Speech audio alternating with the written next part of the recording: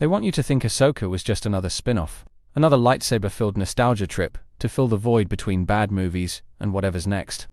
But buried under all the stares, the flashbacks, and the lightspeed whale rides is something way more dangerous. Something they hope you don't connect the dots on. We watched Thrawn return, shadow councils gather, cloning tech pop up like it was on clearance, and somehow everyone just nodded along like this was totally normal. Nobody stopped to say, hey, maybe this isn't just filler. Maybe this is the moment where everything starts to break again. Quietly, politely, strategically. The same empire that supposedly died 20 sequels ago is back in full force, now hiding behind phrases like remnant and legacy. And Ahsoka, the one Jedi who literally walked away from the system, is now walking straight into the mess that system left behind.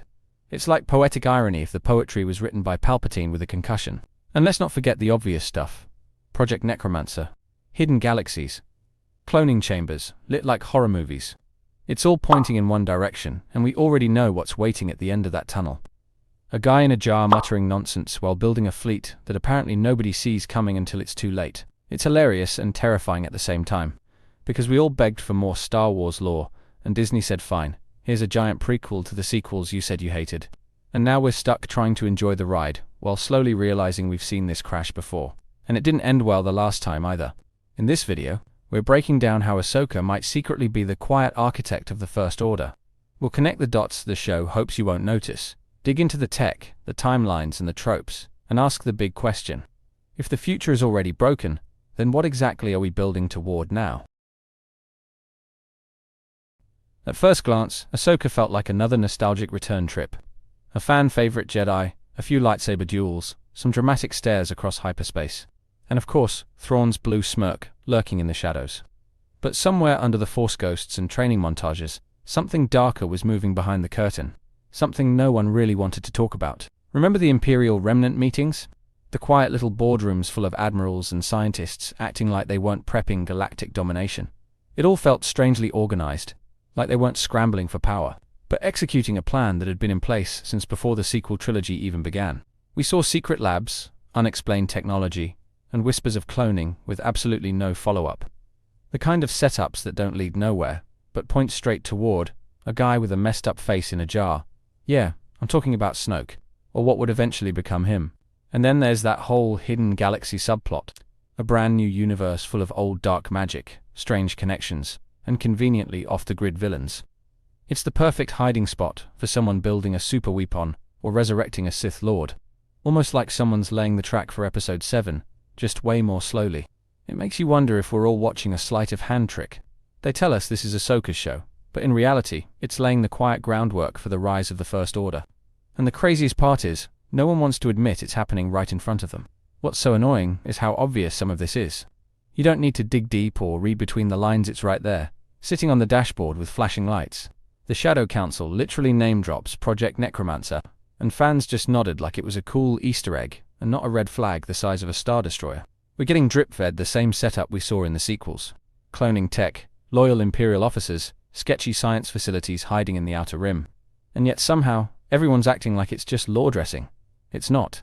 It's setup. Painfully obvious setup. And Ahsoka's role in all of this is oddly passive. She's surrounded by these red flags, and the most we get is a few raised eyebrows and some vague warnings about Thrawn. But where's the urgency? Where's the confrontation? Why does it feel like she's in the wrong show, while a villain origin story plays out in the background? Then there's the frustrating bit about the New Republic being completely clueless. Again, they're ignoring threats, dismissing reports, and treating every warning like it's a prank call. At this point, it's not even negligence, it's narrative convenience, disguised as government incompetence.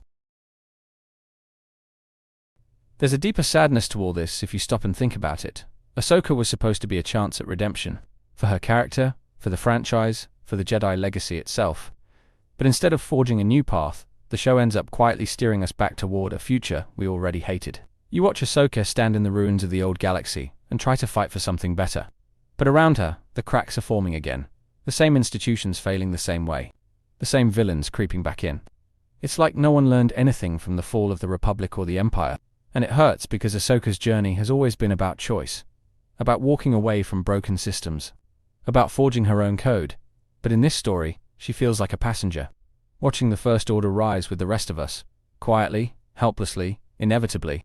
The characters around her, Hera, Sabine, even Ezra, just going through the motions, unaware that history is repeating itself in real time. It's the tragedy of Star Wars on full display. The cycle of war, rebirth, and decay.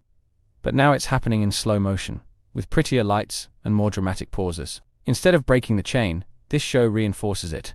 Instead of rewriting the ending, it quietly glues itself to a canon that leads straight to failure.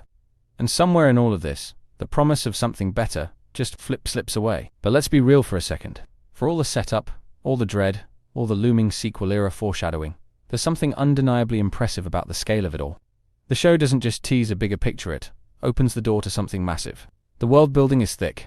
New planets, ancient force cults, dark witchcraft, hyperspace whales, alternate galaxies. This is Star Wars turned up to 11. The kind of stuff fans dreamed about back when canon still had mystery. And now it's actually happening, right on screen. When the Eye of Sion lights up, or Thrawn walks through the fog with that orchestra humming, you can't help but feel it. That gut-level awe that only Star Wars can pull off when it's firing on all cylinders. The visuals are rich, the designs are sharp, the tone is steeped in legacy and danger. And that's what makes this so frustrating. The execution is beautiful. The music, the camera work, the tension, it's crafted like a myth, told like a prophecy. You want to believe it's going somewhere meaningful. You want to believe it's building toward a better galaxy. Even if it's laying the groundwork for the First Order, it's doing it with style. And that's what keeps fans coming back. Because deep down, part of us still wants to believe there's a reason for all this. That maybe, just maybe, there's a bigger plan. And maybe that's where the hope comes in. Because if Ahsoka is really setting up the First Order, then at least now we know it's coming. Maybe this time, someone gets ahead of the fall instead of chasing its aftermath. Maybe that's what the show is trying to whisper beneath the surface. There's still time to rewrite things. Still time to course correct. We've seen the warnings. We've heard the names. We know what Project Necromancer becomes. But maybe we also get to see how it nearly didn't happen. How heroes tried to stop it and almost succeeded. If Filoni and company are really threading the needle, then there's room to reshape the legacy of the sequels without erasing them. Give context, give resistance, give tragedy with meaning instead of shock value. That's the chance Ahsoka has, even if it's buried deep under layers of setup. And maybe that's why they picked her to carry this arc. Not because she's flashy or nostalgic, but because she's seen it all. She's walked away from dogma.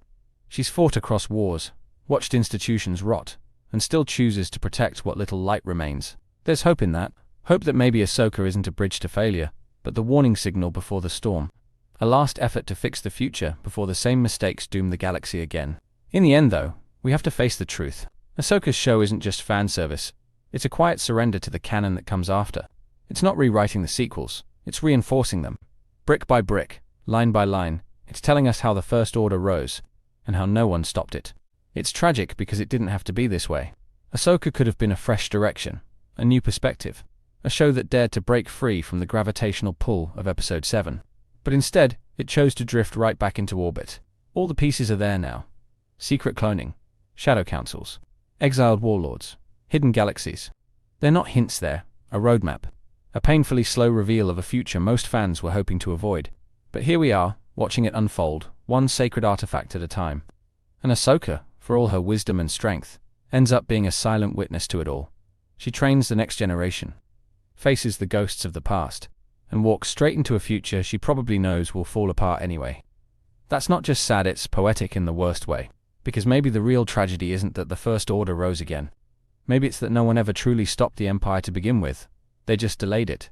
And in the silence that followed, the seeds of failure were already growing. Thank you for watching the whole video. I make videos because of my love for Star Wars and Marvel. I've been asked countless times how I get my subtitles, and I generate them automatically with a tool I built. That same tool can be used here on my website. It's completely free and doesn't require signing up. My website contains the subtitle generator that is perfect for any video. Blogging post, where you can sign up with your email and receive notifications for when I post, and also my 3 channels. Critical Analysis Hub focuses on Star Wars and Marvel movies. Critical Analysis Hub Plus looks at Star Wars and Marvel shows. And Critical Analysis Hub XP centers on video games, like The Last of Us series, Jedi Survivor, and GTA 5. Thank you for being a fan.